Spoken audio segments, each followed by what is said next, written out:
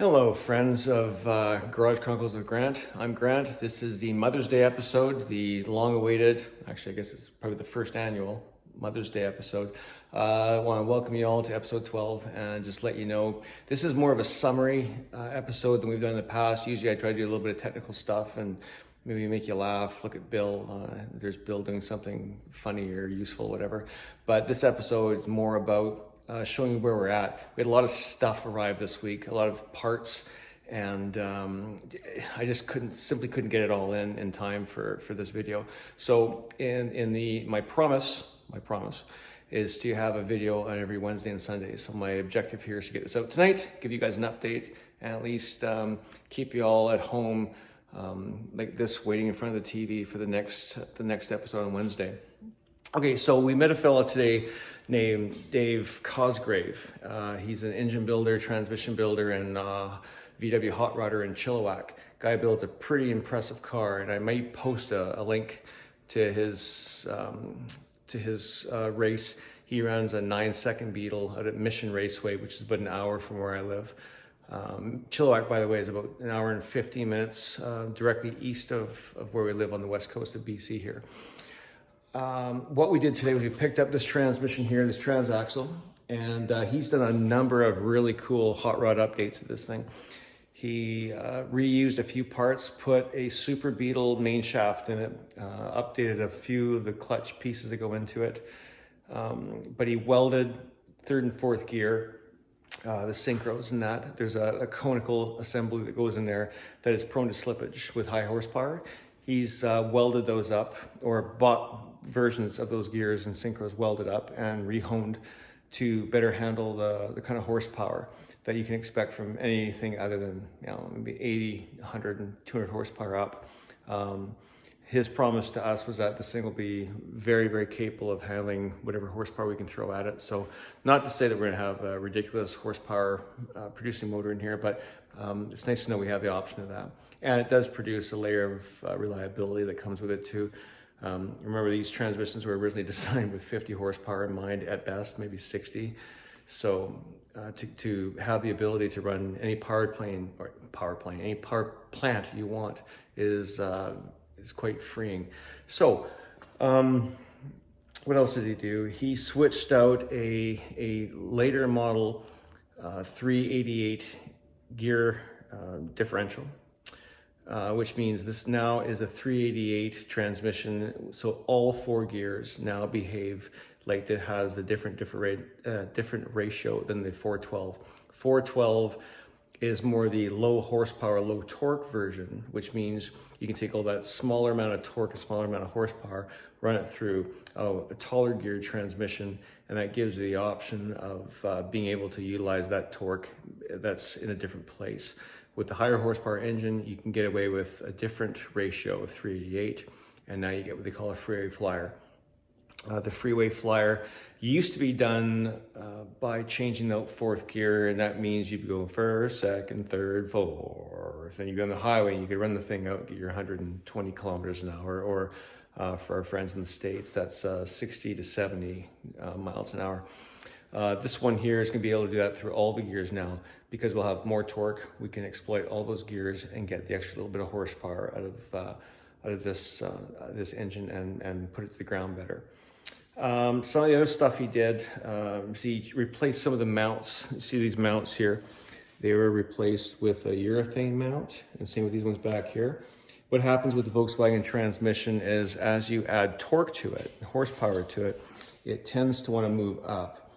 That's how it exploits its torque. So the engine comes up, it turns the gear, there's a bit of a reaction which causes that whole thing to move up. So what you need to do is take the rubber bits out and replace it with urethane. In the very high horsepower applications, you want to make sure you use a solid mount, and that takes all that energy and transfers it to the body and the frame. Most of the frame, and then obviously by extension the body, because they're bolted together.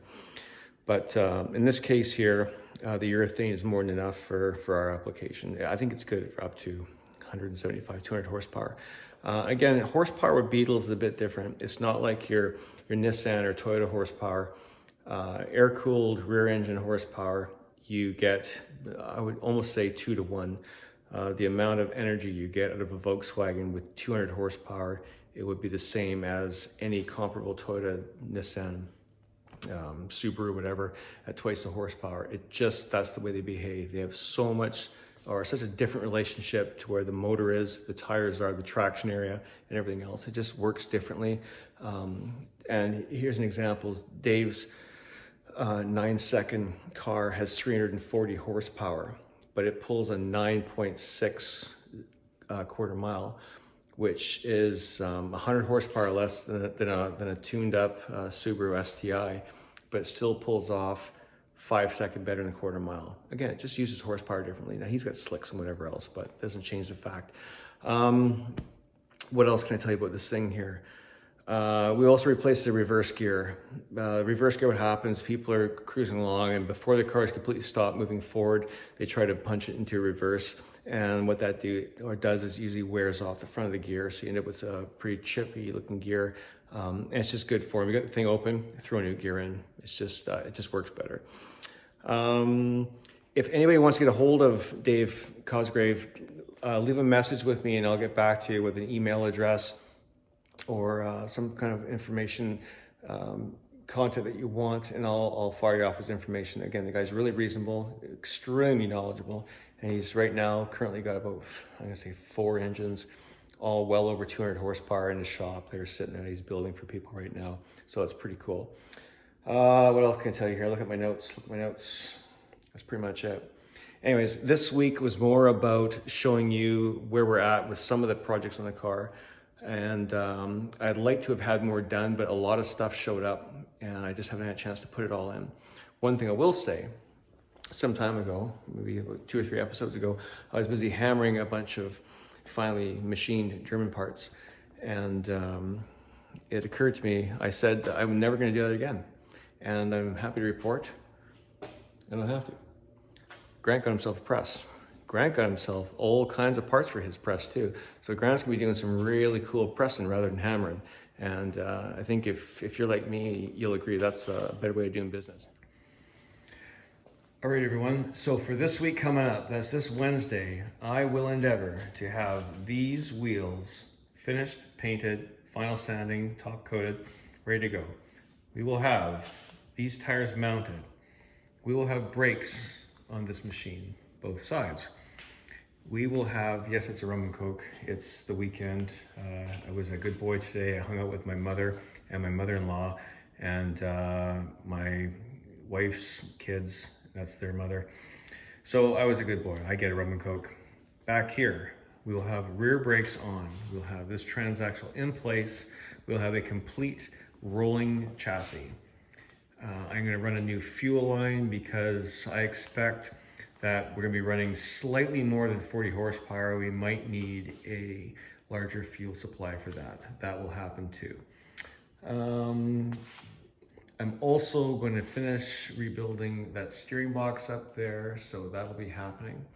And then we will have the front end put all back together, complete with all the steering, and I will jerry rig it together with the, using a couple pieces of angle iron and you do a couple measurements, get it within a degree or so with a little bit of toe in, and that'll get you the alignment shop. So that's where we hope to get to this week. So.